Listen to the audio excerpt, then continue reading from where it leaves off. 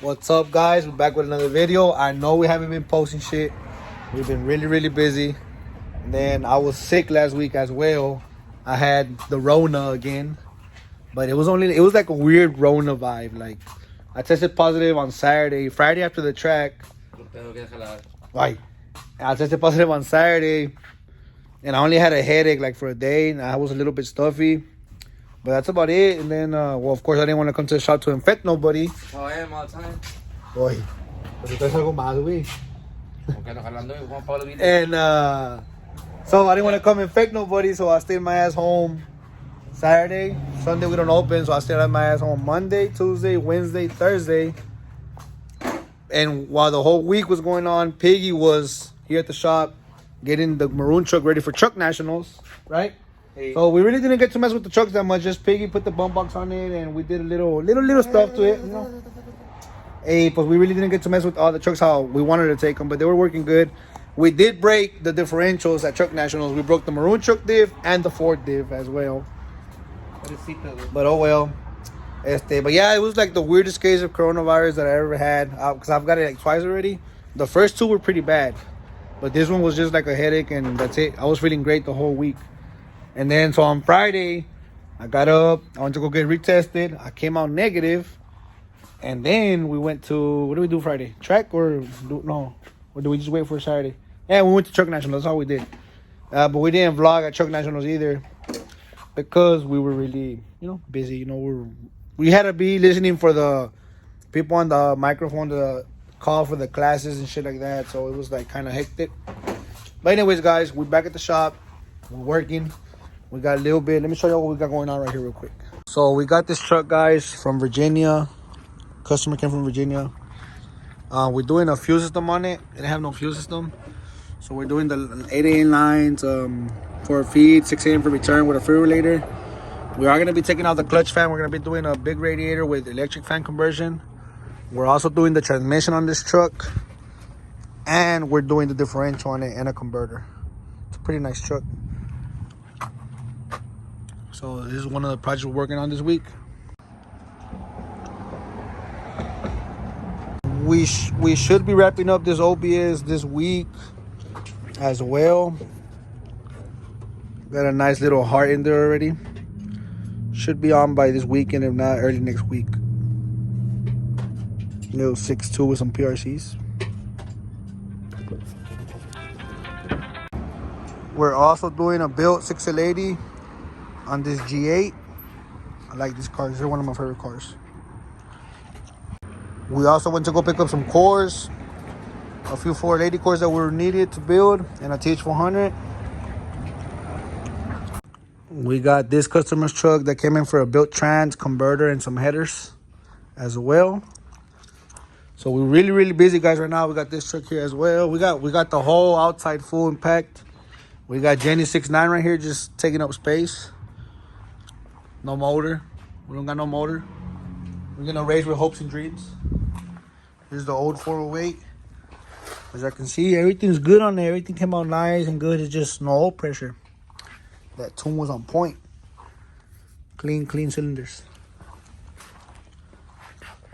And with the camberings, they look good too. So, I mean, obviously the problem's gonna be somewhere in the lower end. We also got a new motor for Easy Clutches truck.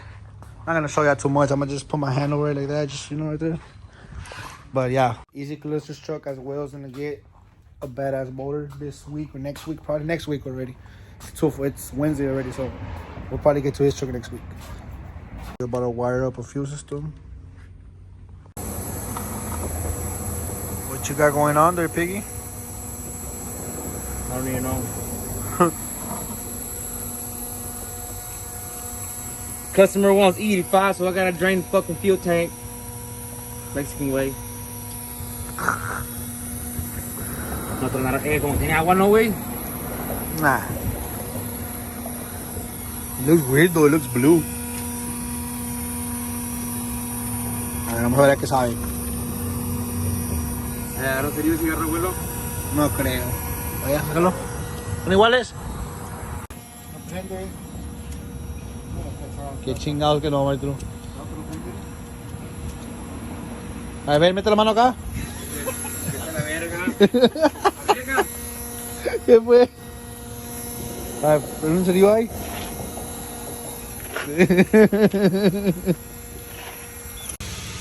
So guys, we got this 460 in the table of operations. As y'all can see, this transmission is fucked. Look at all that metal shavings coming out the filter.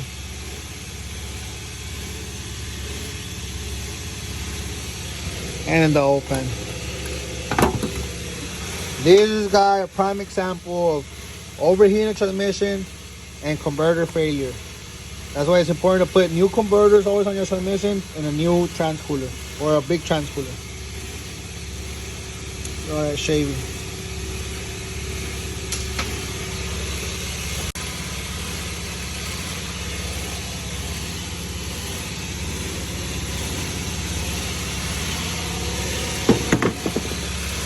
The compressor was on right now, so I might not have heard me correctly. But like I said, this is an example of converter failure and overheating transmission. That's why it's important to always have a new converter when you do a transmission rebuild, or a good converter, and a transmission cooler as well. This is the trans for that extended cab.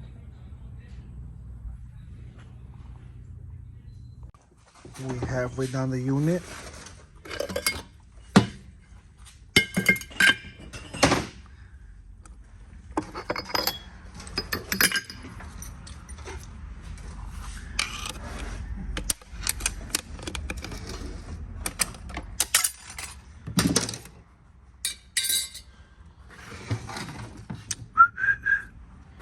Okay, so I got this bad boy all the way down.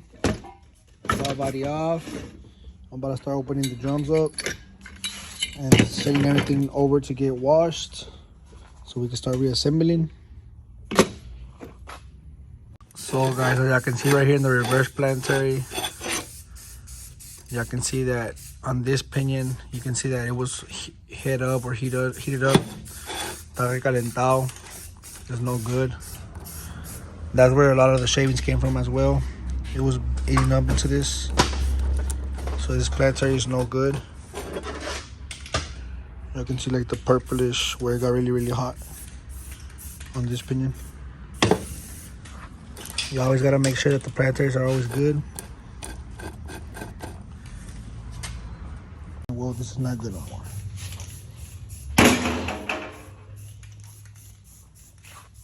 Look at the input drum right here. These clutches is rare for them to mess up. So these are basically kind of brand new. But the drum is a little bit. Well, it's always good to put this drum new in every transmission rebuild. It will save you a lot of headaches, or it will save you a lot of downtime for the future. So this drum is always a must to go in brand new. So then over here we have the famous 3rd and 4th gear drum.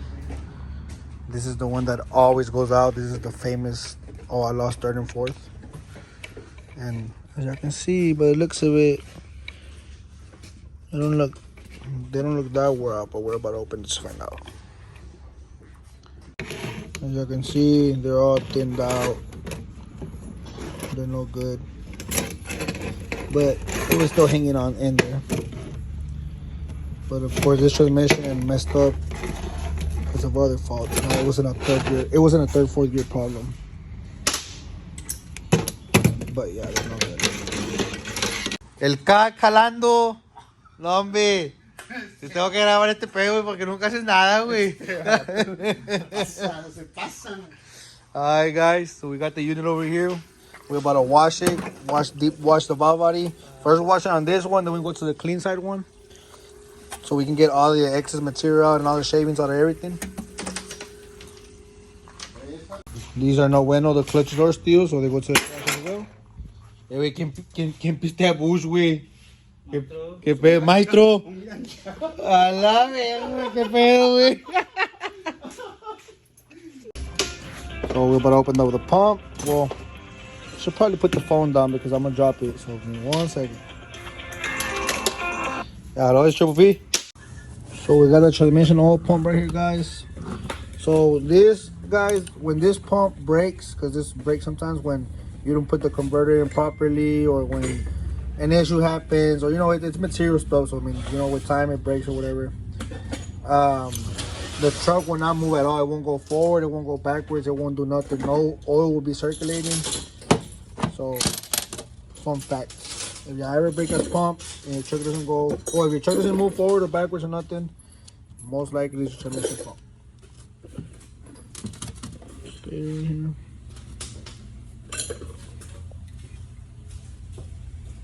Bushing needs to be replaced. So when we do rebuild, guys, on transmissions, we do all new bushings and seals and everything. Steels, clutches, O-rings. Because all that is important. Like this bushing right here on the pump, it's full of material, full of shavings.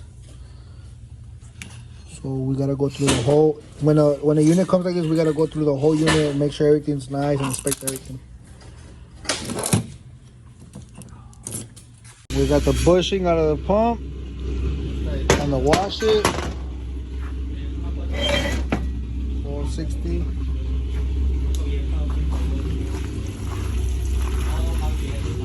And we also got this 400 we're about to take apart from my boy Julio on Michelob. He broke his casing.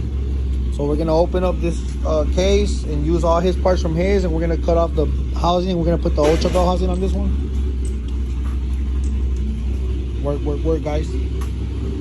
Got this 480. This is actually the one off of Genesis 9.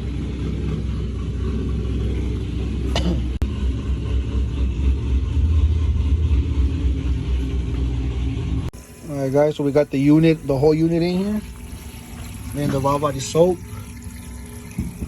Washing the whole unit. We got most of the parts over here already cleaned.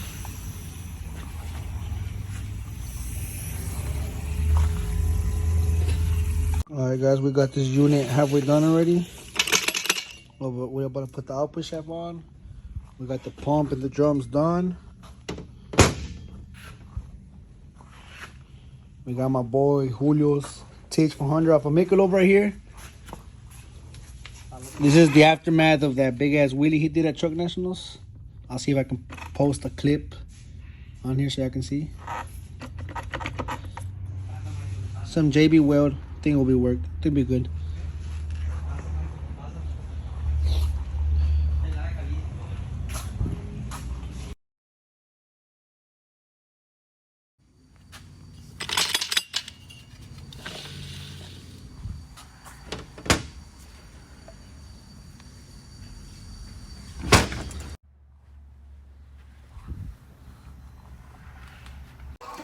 We're getting the weekly fade, guys. My boy J Flo right here. I did wake up late this morning from my 8 a.m. appointment.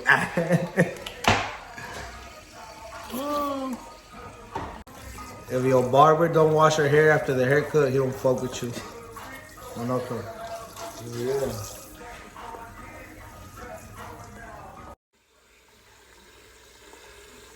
Tráele más para acá, güey. Masajito para acá.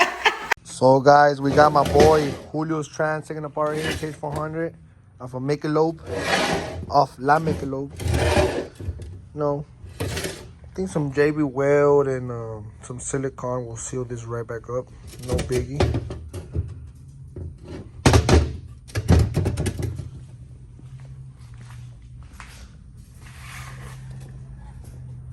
Little residue, little shavings, clutch material. Y andaba mamando.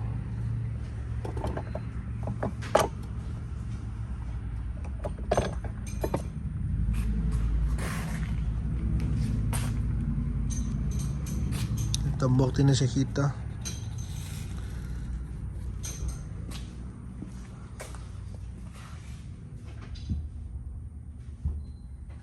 El soporte.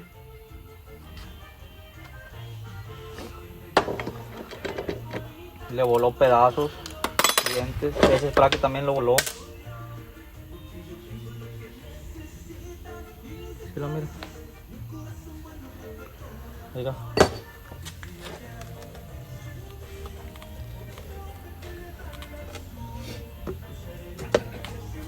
Alright guys, so we got the Supercharger truck from Virginia right here. We just did a wire tuck on it. And the cooling lines, let me flip the camera around real quick. So I don't know if y'all saw yesterday, or y'all can see from where I recorded yesterday, the cooling lines were coming this way to the heat exchanger, and the harness was all over the place. So we just did a wire tuck on it. We reloomed the whole harness. We went to the back, and we also rewatered the lines. Ahí va quedando. We took off the clutch fan. We're about to do electric fans on it as well.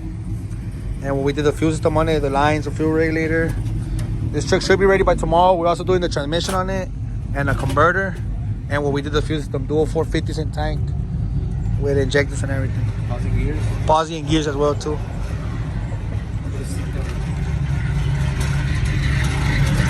¿Va a prender el bote que maestro?